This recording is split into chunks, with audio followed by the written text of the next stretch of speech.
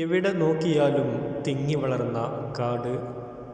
ആട്ടിൻ പറ്റത്തെയും തെളിച്ചുകൊണ്ട് ഹാബീൽ കാട്ടിലേക്ക് പോവും. വൈകിയാണ് തിരിച്ചെത്തുക. ഒരു ദിവസം കാട്ടിലേക്ക് പോയ ഹാബീൽ തിരിച്ചു വന്നില്ല. കാത്തിരുന്നു. പെറ്റുമ്മയുടെ വേദന. മോന് ആഹാരവുമായി കാത്തിരുന്നു ഉമ്മ. മോൻ വന്നില്ല.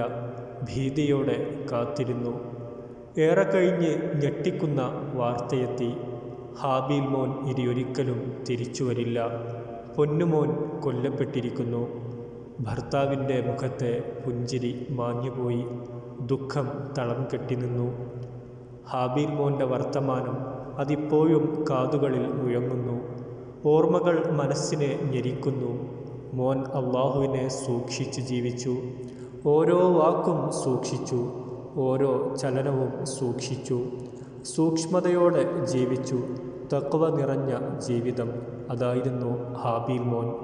ഭൂമിയിൽ ഇങ്ങനെയും ഒരു ദുഃഖമുണ്ടെന്ന് ഇപ്പോൾ അറിഞ്ഞു. മക്കൾ കാരണം സന്തോഷം, അവർ കാരണം ദുഃഖം. എന്തൊരവസ്ഥ!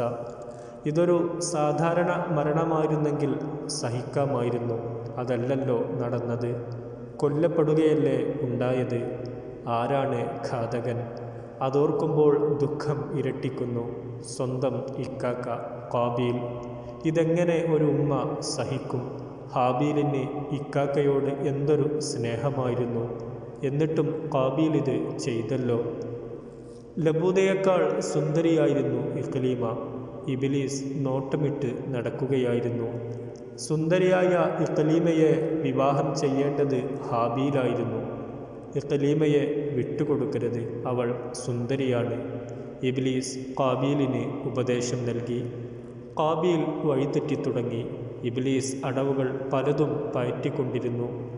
ഖാബീലിൻ്റെ മനസ്സിൽ അസൂയ വളർത്തിയെടുത്തു. അത് പകയായി വളർന്നു. ഉപ്പ മകനെ നന്നായി ഉപദേശിച്ചു. മോനെ, ഇബ്ലീസ് നമ്മുടെ ഉഗ്രശത്രുവാണ്. അവൻ പറയുന്നത് കേൾക്കരുത്. അവൻ ചതിക്കുഴിയിൽ ചാടിക്കും. വളരെ സൂക്ഷിക്കണം. എൻ്റെ ഉപദേശം കേട്ടു നടന്നാൽ മതി. അത് രക്ഷയുടെ മാർഗമാണ്. ഉപ്പ ഉപദേശം തുടർന്നപ്പോൾ ഇബ്ലീസ് കൂടുതൽ പിടിമുറുക്കി. സ്ത്രീയുടെ സൗന്ദര്യം ഉപയോഗിച്ചാണ് ഇബ്ലീസ് വല വീശുന്നത്. ആ വലയിൽ ഒരുവിധം ആളുകളൊക്കെ വീണുപോകും. കുടുംബത്തിൽ ദുഃഖം പെയ്തിറങ്ങി. ശൈത്വാൻ പൊട്ടിച്ചിരിച്ചു. വർഷങ്ങൾ 5 കഴിഞ്ഞിരിക്കുന്നു. എല്ലാം ഇന്നലെ നടന്നതുപോലെ തോന്നുന്നു. ചിരിക്കാൻ മറന്നുപോയ 5 വർഷങ്ങൾ. ഒടുവിൽ അല്ലാഹു ജല്ല ജലാലുഹിൻ്റെ ആശ്വാസ വചനമെത്തി. യോഗ്യനായ പുത്രൻ ജനിക്കാൻ പോകുന്നു ആദം അലൈഹിസ്സലാമിന്. 230 വയസ്സ് പ്രായം. ഹവ്വ റളിയല്ലാഹു അൻഹ ഗർഭിണിയായി.